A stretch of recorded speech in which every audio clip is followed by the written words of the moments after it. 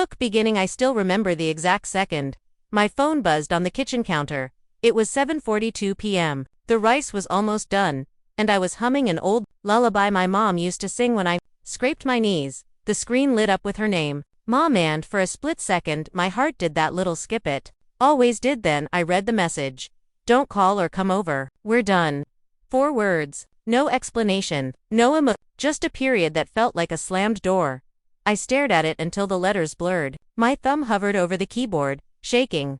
Finally, I typed the only thing that made sense in that moment. Got it. I hit send, set the phone face down, and turned off the stove.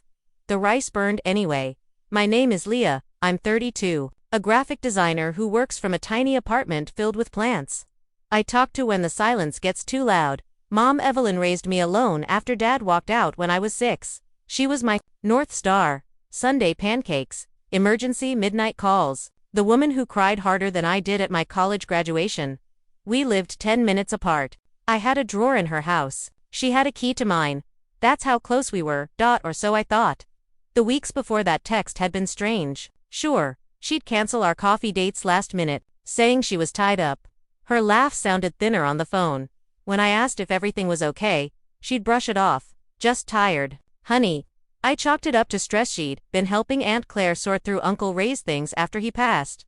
Grief does funny things to people. But we're done. That wasn't grief. That was a guillotine. I didn't sleep that night.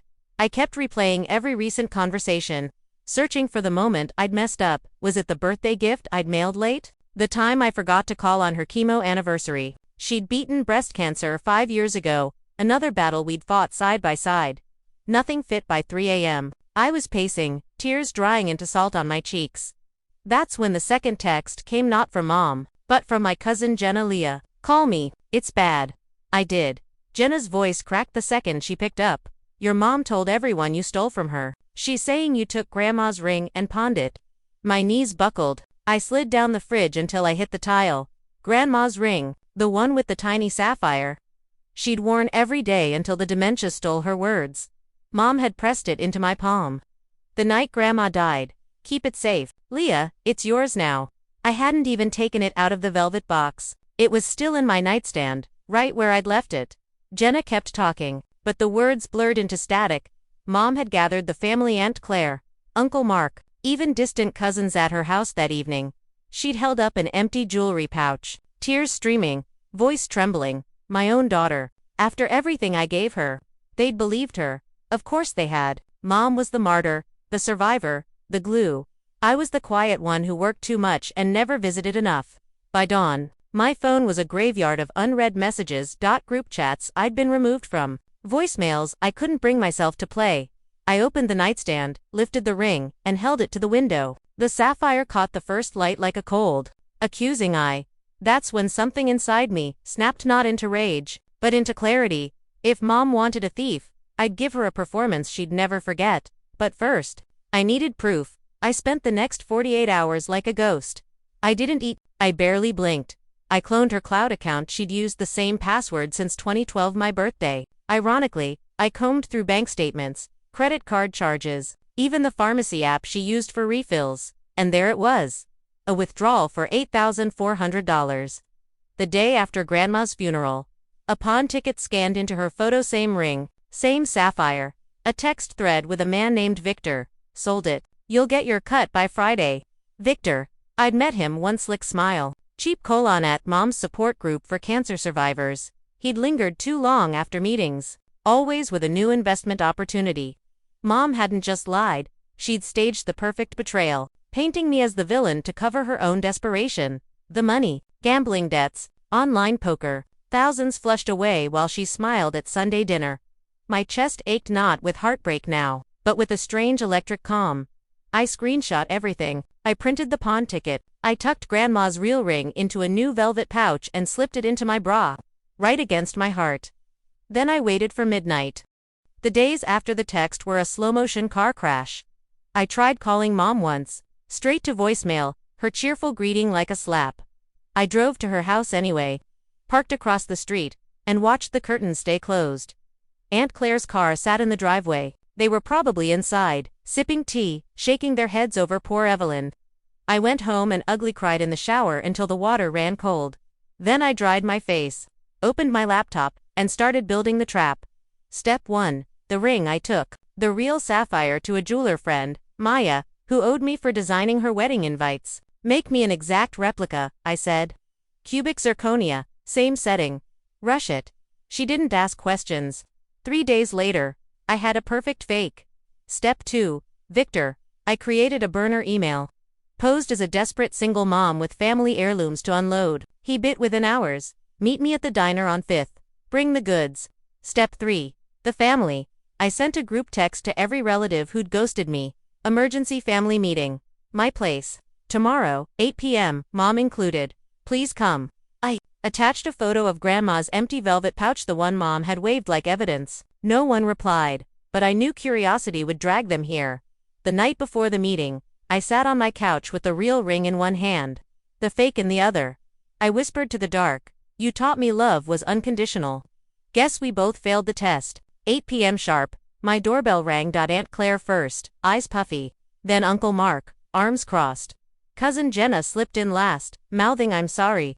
Mom arrived 10 minutes late, sunglasses on despite the dark, clutching her purse like a shield. The living room felt too small. I'd pushed all the furniture against the walls, leaving a circle of chairs like a courtroom. On the coffee table, the fake ring in its pouch. The printed pawn ticket, a laptop open to Mom's bank statement. Mom spoke first, voice trembling. "Leah, whatever this is, sit down, Mom." My voice didn't shake. "Miracle," she sat. I started slow. "Grandma gave me her ring the night she died. I kept it safe. Always." I opened the pouch. Let the fake sapphire catch the light. Gasps rippled. "Aunt Claire, that's the one you stole." "No," I said. "This is a copy. The real one never left my drawer." I slid the pawn ticket across the table. "This is what Mom showed you. Same day, same shop, but look at the date." Uncle Mark leaned in, frowned. "That's a year ago." "Exactly. Before Grandma even passed." Mom's sunglasses slipped. Her eyes were red, wild. "Leah, you're confused." I opened the laptop. Bank withdrawal. Text thread with Victor. A photo of Mom herself at the pawn shop counter. Ring in hand. The room went silent, except for Jenna's soft sob. I kept my voice level. "You needed money. You took the ring. You sold it. Then you blamed me so no one would ask questions." Mom stood so fast her chair tipped. "This is insane." "She's lying, sit down." Uncle Mark's tone left no room. She sat. I looked at her, really looked. The woman who'd braided my hair, who'd held my hand through chemo showers of my own stress-induced alopecia at She looked small now. "Hollow, why?" I asked. The question cracked open something raw in my chest. Was I that easy to throw away? Her lips trembled. No answer. Aunt Claire reached for the laptop, scrolling. Her face hardened with every screenshot. "Evelyn, how much do you owe?" Mom's whisper barely reached me. 22,000. "Jenna, you gambled away Grandma's ring for poker." Mom buried her face in her hands. I felt the shift then, the moment the narrative flipped. They weren't looking at me anymore. They were looking at her. But I wasn't done. I pulled the real ring from my pocket, held it up. "This is what love looks like when it's real. Not your stories. Not your tears." I walked to Mom, pressed it into her palm, closed her fingers around it. "Keep it. Sell it again if you want. But you don't get to keep me." She flinched like I'd struck her. I turned to the room. "I'm done being the villain in her redemption arc. You want to help. Help her, but leave me out of it." I walked to the door, opened it. One by one, they filed out, Aunt Claire hugging me hard, Uncle Mark muttering apologies. Mom was last. She stopped in the doorway, sunglasses back on, voice small. "Leah." I looked her in the eye. "Midnight's coming, Mom. And this time, I'm not the one who'll be surprised." I closed the door. Midnight arrived 3 nights later. I'd spent the interim tying loose ends. Maya, the jeweler, confirmed the fake ring's value. $42.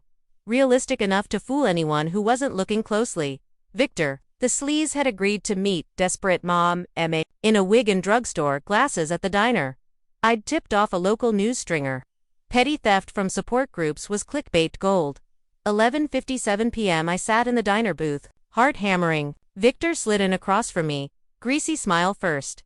"Got the sapphire." I slid the pouch. He opened it, nodded. "Nice. I'll give you $2,000. Actually," I said, voice steady. You'll give me 22. His smile faltered. Come again. I laid out the printed Texas and mom's next to the pawn ticket. You sold my grandmother's ring, then you helped my mother frame me. Pay up, or these go to the police. And Channel 7. The color drained from his face.